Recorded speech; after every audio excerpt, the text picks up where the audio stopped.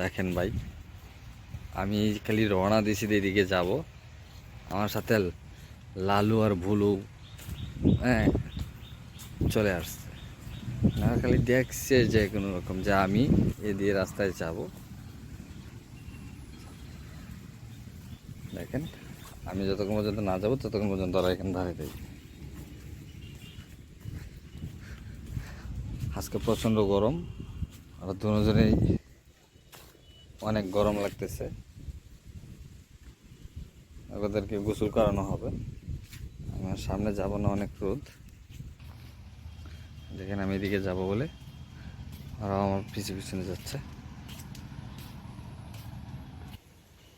দেখেন ওরা দুজনের কাণ্ড। এখানে কি জানি গাছের পাতা কাটছে লালু,